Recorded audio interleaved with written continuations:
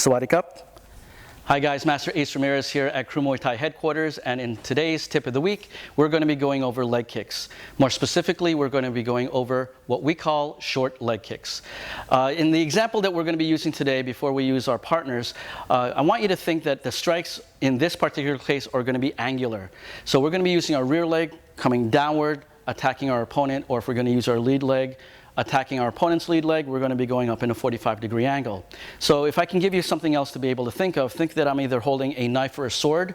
And instead of extending out forward, I want to think of you actually just slicing out as an X. As you're doing this motion in any direction that you're going to do it, you're going to notice that my joint, or particularly my elbow joint, is close to my body, so I have a little bit more flexibility and I can maneuver in a lot smaller quarters. This is what we're going to be doing along with our leg kick today, hence we call it our short leg kick. Let's check out our example. Okay guys, we are continuing first with our short leg kick. Before we do our short leg kick, which actually is a little bit more of an angle, I like to sell it by not doing a leg kick, by doing a body kick. So our guys are going to warm up right now by doing a normal body kick. Roundhouse kick to the body. We'll be using our arms, we're stepping out, and we're actually using the shin against the side of the ribs.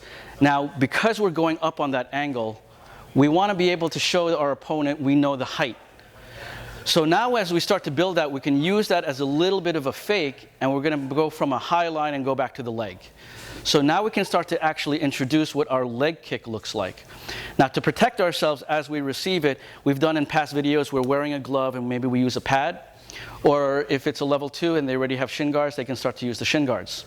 But what we want to be able to do in this particular short leg kick is to be able to show that we have a little bit of height coming in, not allow them to do the normal defense, which is catching or blocking with the arm, so that they can be able to kick the leg and not be afraid of any kind of shin defense. Okay, the next thing that we're going to do is, since we're still going onto an angle, which is our short leg kick, we're going to go using our lead leg, walking in and attacking our opponent's lead leg. So this time, instead of our angle going from the outside going down, our angle is actually down going up. So this is going to be our angle. All right, so as you can tell, our partner is receiving the kick. They're not taking it full force. It's actually very, very disruptive to our base. And number 2, taking a lot of these hits into the inner thigh is going to be very painful. So we choose to actually ride with the technique. Now remember, our short kick is actually angular, so our angle is actually going to be a 45-degree upward. So let's review our very first kick again, which is with our rear leg going to the outside. When it's our rear leg going to the outside, the angle is actually coming downward. However, if we're going to be using our lead leg attacking their lead leg on the inside, it's going to be going 45-degree upward. Okay, we'll see that one more time, and you'll probably notice in his foot, he's not pointing the toe, he's not pointing the knee, he's actually hooking a little bit onto that ankle area, and upon contact, his knee is still a little bit bent. Okay guys, now is the exciting part. We're actually going to be able to hit some pads. So originally what we went over in our short leg kick was to make sure that we went into that rainbow angle. A lot of times when you have a partner without the shin guards and you're practicing back and forth, you tend to hold back, and that changes your technique a little bit. By having a pad, especially a heavy suitcase pad like the one that we're using today, it ensures that there's a little bit more confidence that our striker can be able to hit the target, and at the same time the partner can be able to stand strong and be able to receive and accept the technique.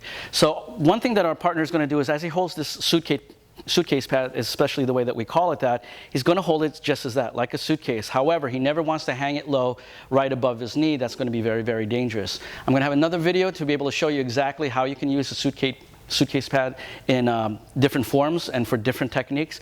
But for today, really quick, what we're going to make sure is he's going to signal his partner to be able to hit by raising the suitcase pad up above his thigh, bending the knee and keeping the heel off the ground. That's very important to make sure that there's no injuries to the pad holder, and making sure that the middle of that target, which happens to be raised up, is now above the thigh and knee area, not over the knee area where he's going to be able to get injured.